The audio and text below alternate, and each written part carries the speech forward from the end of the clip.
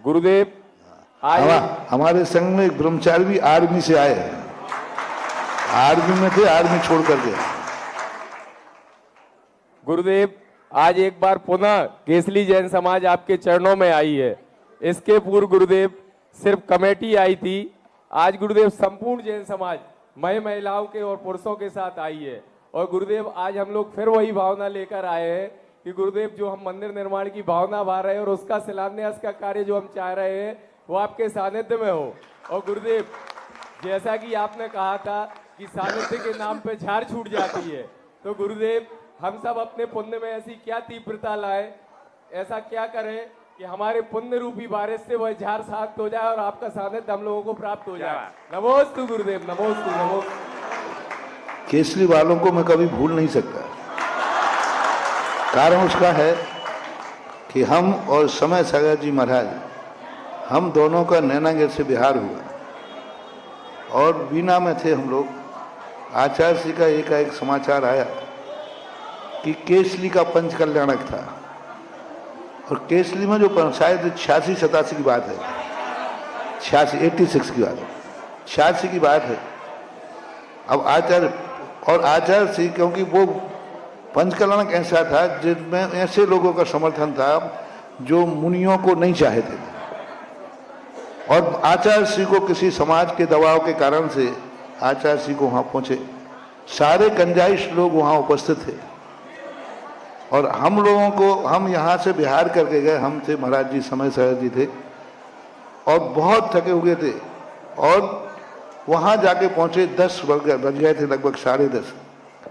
और वहाँ के पंचकर्मा कमेटी वालों ने, पंडितों ने ऐसा सोच करके दीक्षा का समय रखा कि जिस समय आचार्य श्री आहार को जाएंगे, क्योंकि उनको मालूम था कि साधु आहार की चर्या नहीं छोड़ सकता,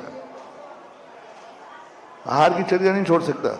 उन्हें क्या मालूम कि आचार्य विद्यासागर हैं, ये धर्म के लिए जीवन भी छोड़ देते, आहार तो कौन सी चीज है। और हम लोग आचार्य से ने कहा थोड़ा जल्दी आ जाओ, जल्दी आ जाओ, अच्छा कार्यक्रम है। और हम लोग उस दिन इतने चले, शाम को चले, सुबह चले। मौसम गर्मी, थोड़ा सा गर्मी थी, ज़्यादा नहीं थी पर थोड़ा गर्म था। शायद महीना धरने पता, यही का महीना कोई होगा, मार्च था। अब हम लोगों की हालत ऐसी खराब हो रही सबकी। तो आचार्य से बात पहुँचते, नमस्कार किया, नमोस्तु किया। आचार्य से कहते अभी आहार को नहीं उठना है। इन लोगों ने कार्यक्रम अभी दीक्षा का रख दिया गया। तो हमने कहा कमेटी वालों को सोचना चाहिए था, नहीं, और उन्होंने रख दिया है तो चलो अपन सामायिक के बाद आहार को उठेंगे। अब हम लोगों की तो हालत खराब हो रही थी, लेकिन क्या करें, केसली वालों के मारे थे।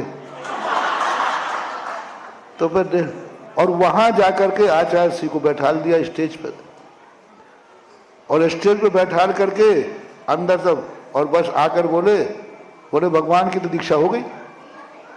तो आचार्य जी कहते हम यहाँ बैठे हैं, दीक्षा किसने दे दी? अरे महाराज जी आप तो प्रवचन करो, पधारो, दीक्षा तो हो गई।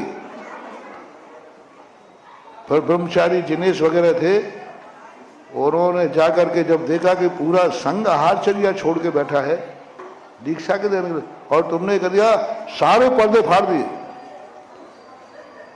और ग्रस्त के द्वारा दी हुई दीक्षा नहीं कहलाती, वो तो नंगापन कहलाता है। पुनः फिर मूर्तियों के लिए स्थापित किया, बहुत विचित्र स्थिति बन गई थी।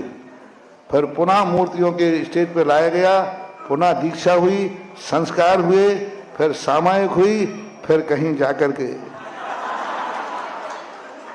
सब आप पंचायत से। हाँ, तो उस समय की बात बता रहे।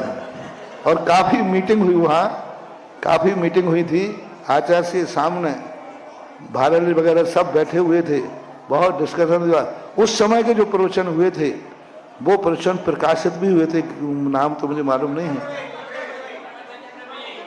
प्रवचन प्रमेय, प्रवचन प्रमेय करके तो प्रकाशित भी हुए थे। तो कुछ स्थान होते हैं जो संस्मरण बन जाते हैं। तो अब देखते हैं, अब फिर कहीं मैं सोचता हूं कि इतनी हिम्मत लेके आओ, सोचूंगा फिर करूंगा।